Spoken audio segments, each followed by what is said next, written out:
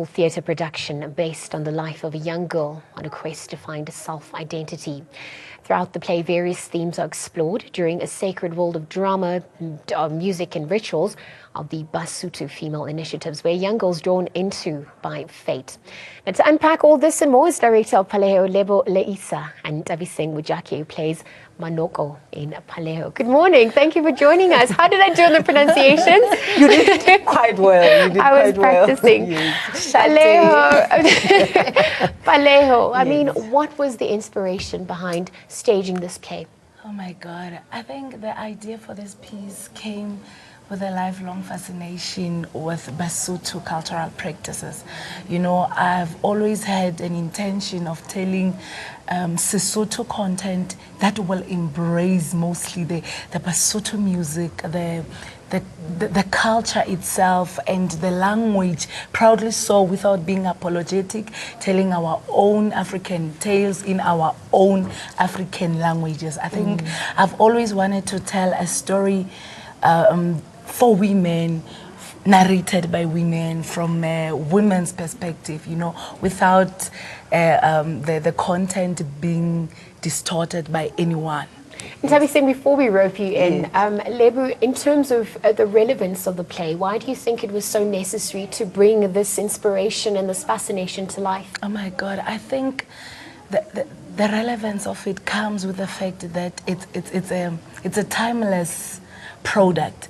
It's a product that aims to stimulate debate. You know, the controversial part of having to talk about females' initiation, you know, it has always been considered controversial, but we had to come and review and look and talk about these cultural practices that are part of our society.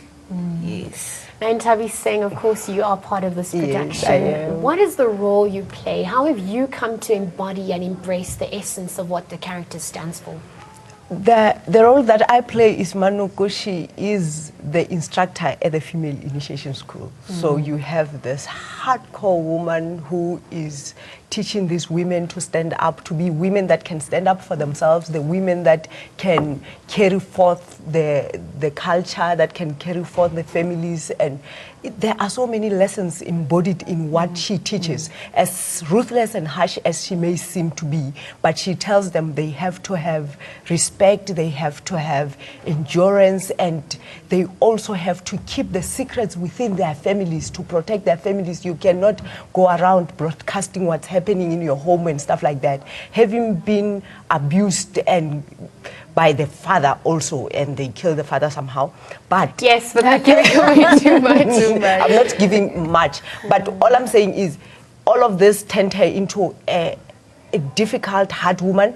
But as the story unfolds, then you get to understand where this woman comes from, and you realize the secrets that we carry turn us into people that even we cannot recognize in ourselves. And she also, yeah, she's a strong character, but she breaks down at the end, and it's a beautiful piece. Now, the themes that are explored, I mean, Nthabiseng or Lebo, you can answer this. The themes are explored. I mentioned earlier on self-identity. Yes. As a nation right now, I mean, that's something that needs to be reinforced and also solidified. How do you think that theme, coupled with the other themes explored, aims to help us reflect and also look back at what that actually means? Who are we as a people? I think, as cliche as it may sound, you know, as a person, as a country, as an individual whatsoever, you need to know where you're coming from for you to move forward. It's very important because you will be inheriting the identity. It's important, especially to us as Africans. You can't just move as a person going forward without knowing where you're coming from. Otherwise, there will not be any movement. Yes, it's very important.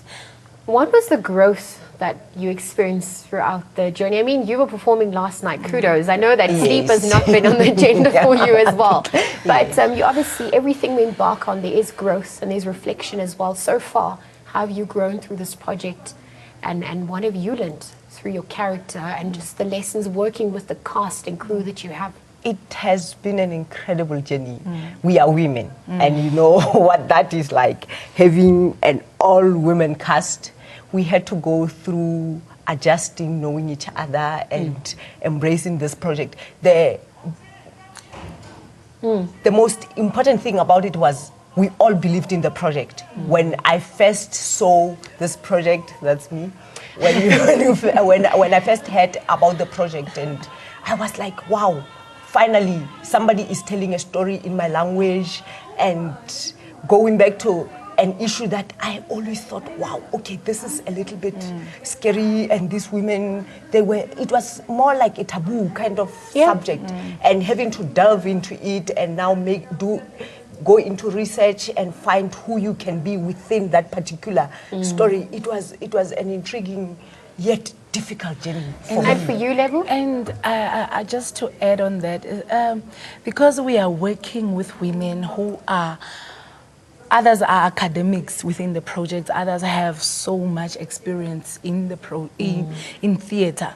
So having to bring one another together under the same roof, it wasn't easy when we started, because others were just musicians who were not able to perform as actors, but it was a lesson to many of us. And because we come from a province, that Free State province, that in many years ago we were told that there is no talent in the Free State, you know, so many people deprived us a chance to tell our African stories. But having to come together as a team of women, as young, as old as we are, it has been a very beautiful experience. I mean, we've started in 2009 when we did a research behind this cultural practice, and from 2013 we started staging the project in Bloemfontein. Then we taught, we have been in Durban, we've been in Cape Town, in Botswana, in Lesotho. We have performed, and I think the fact that we have been together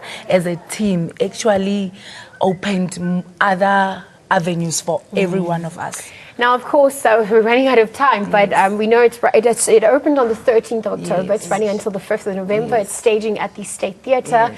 Obviously, last night it was a performance as well. What has the audience received through this performance? I will tell you, this is a universal play. It's staged in Sesotho, but the response, it's so positive.